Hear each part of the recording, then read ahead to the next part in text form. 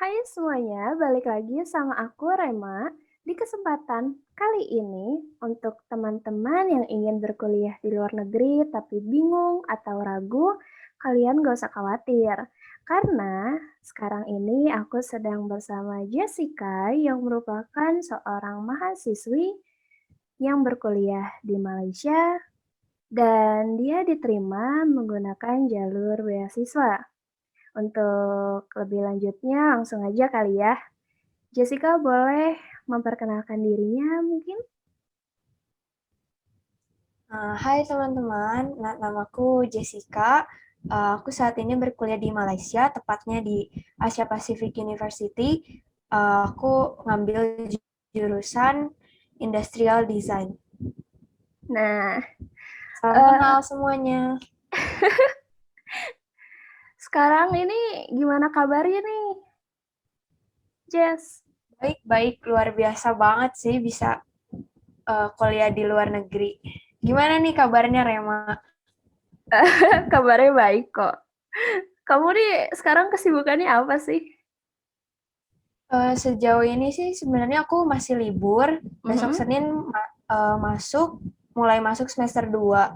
Mungkin di perkuliahan aku ini cenderung lambat ya masuknya karena aku baru mulai perkuliahan di awal Desember. Jadi Oh, sekarang masih libur mempersiapkan semester 2. oke oke. Ngomong-ngomong soal kuliah di luar negeri nih ya, aku tuh penasaran banget sih kayak apa sih yang mendorong kamu untuk berkuliah di luar negeri gitu. Karena kan seperti yang kita tahu bahwa di Indonesia pun banyak universitas yang gak kalah saing nih sama luar negeri. Kok pilihnya di luar negeri itu kenapa sih? Apa yang latar belakangi kamu? Pemicu awalnya tuh apa? Uh, Sejujurnya sih dari kecil ya aku memang punya mimpi untuk uh, bersekolah atau menempuh pendidikan di luar negeri. Ya walaupun memang di Indonesia pun gak dipungkiri ya banyak banget yang bagus universitas. Tapi pertama-tama tuh memang karena ayahku sendiri merekomendasikan aku untuk berkuliah di luar negeri. Karena menurut beliau, kalau misalkan memang ada kesempatan untuk berkuliah di luar negeri, kenapa tidak? Jadi aku pun terdorong buat mencoba gitu. Berarti salah satu faktor utamanya tuh dorongan orang tua ya. Betul banget. Oke, oke. Itu terus setelah adanya keinginan tersebut tuh, apa sih yang kamu lakuin untuk bisa mewujudkan keinginan itu? Pertama sih, kalau memang kita belum yakin buat daftar sendiri atau registrasi sendiri, uh, kalian pasti tahu lah ya, sudah banyak agensi-agensi yang menyediakan untuk jasa agar kita bisa mendaftar secara lebih mudah untuk berkuliah di luar negeri, dimanapun itu ya, terlepas dari saya berkuliah di Malaysia. Uh, Lalu mungkin karena di universitas yang sekarang aku jalani, bahasa dasarnya bahasa Inggris, tentu saja aku mempersiapkan les bahasa Inggris, lalu belajar untuk mengambil tes IELTS. Itu sih awal-awal yang untuk dipersiapkan uh, selama aku sebelum masuk ke universitas yang sekarang aku jalani. Ah, terus kalau boleh tahu tuh kenapa kamu pilih negara Malaysia gitu? Karena kan banyak di luar sana bisa kayak Jerman ataupun eh, Taiwan. Kok pilihnya di Malai? Sebenarnya lebih ke arah karena Malaysia tuh lebih dekat ya, karena seperti yang uh, mungkin teman-teman saya tahu dan Rema tahu, orang tua terhadap anak perempuan gimana gitu ya, lebih khawatir.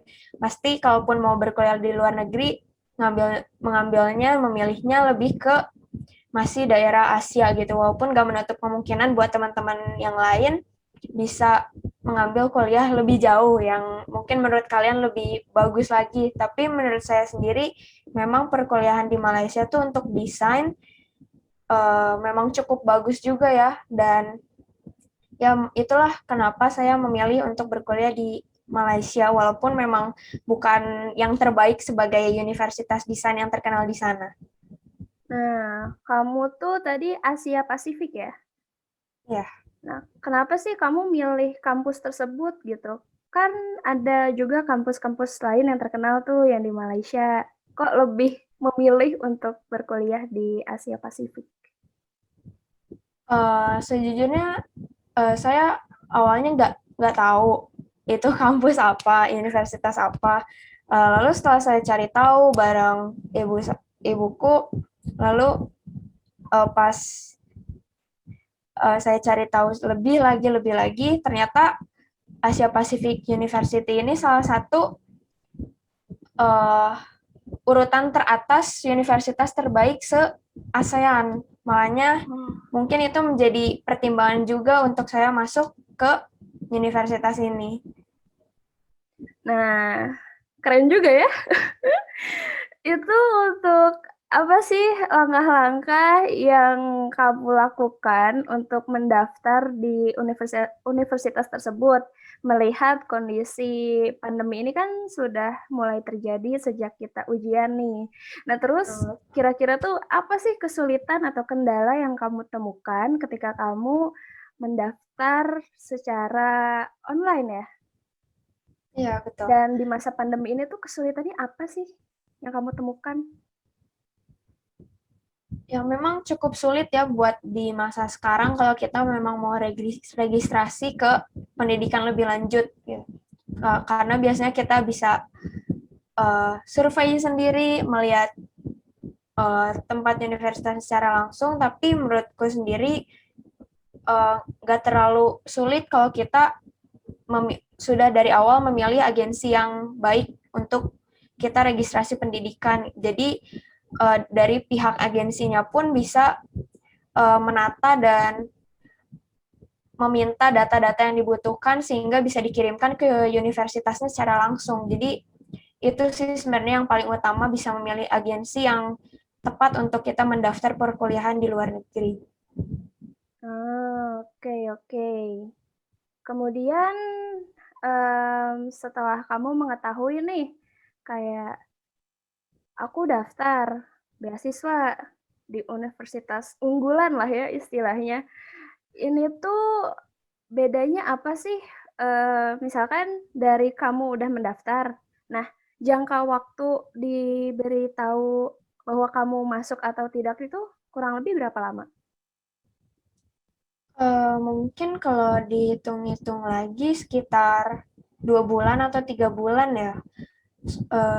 Karena dipersiapkannya tuh kita harus mengumpulkan nilai akhir di rapot satu semester satu atau semester 2. Jadi ada jangka waktu setelah mengumpulkan tersebut baru kita diberitahu bahwa oh ya keterima nih beasiswa berapa persen sesuai dengan kriteria minimal dan maksimalnya di universitas tersebut.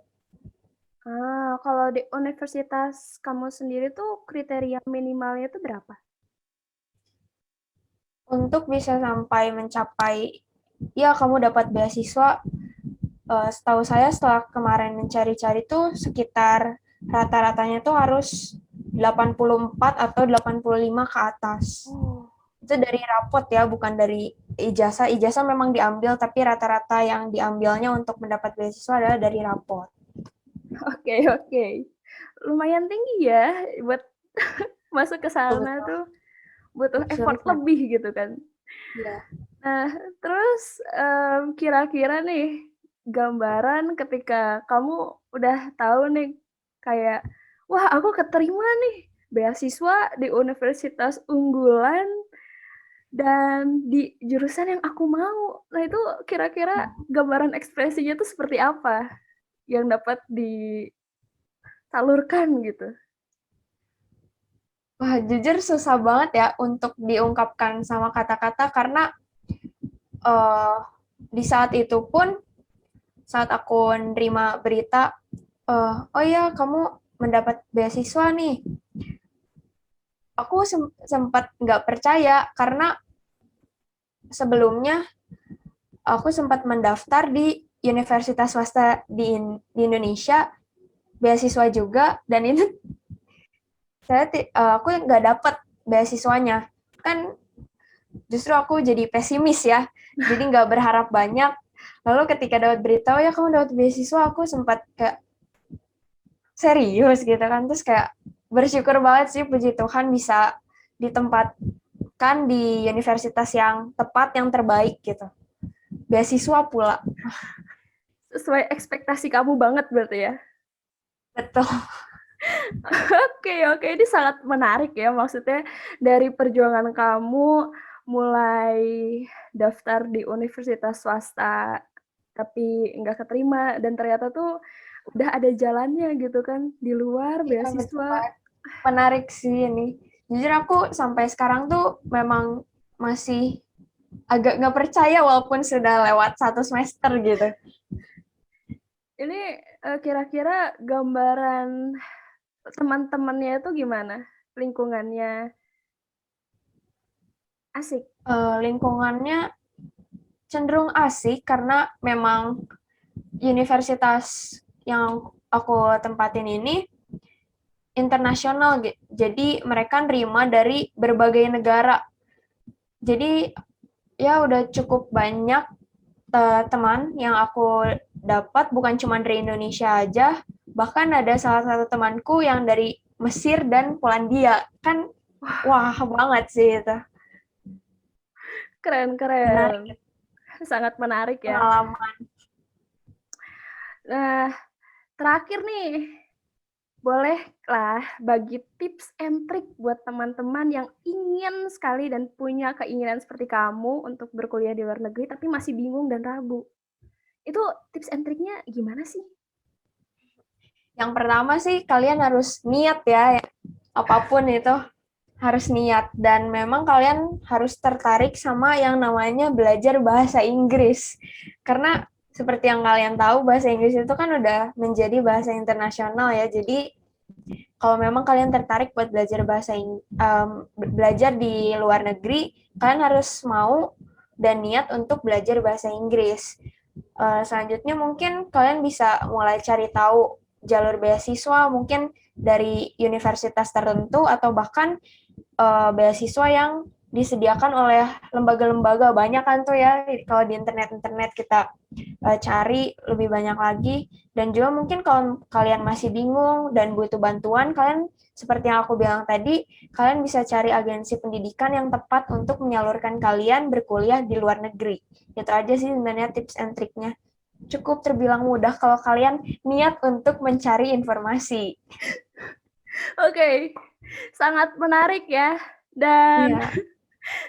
mungkin karena keterbatasan waktu juga, ini sangat menarik dan aku pun sangat berterima kasih kepada Jessica karena sudah mau meluangkan waktunya untuk berbagi pengalaman kepada kita-kita, khususnya dalam hal kuliah di luar negeri. Dan semoga setelah kalian menonton video ini, kalian semakin mantap untuk kuliah di luar negeri dan semoga apa yang telah di-share-kan oleh Kak Jessica ini dapat dimanfaatkan dengan baik. Dan mungkin segitu saja dari kami. Selebihnya maaf kalau masih kurang dan terima kasih. Sampai jumpa. Bye. Terima Terima kasih, Kak kasih. Jessica.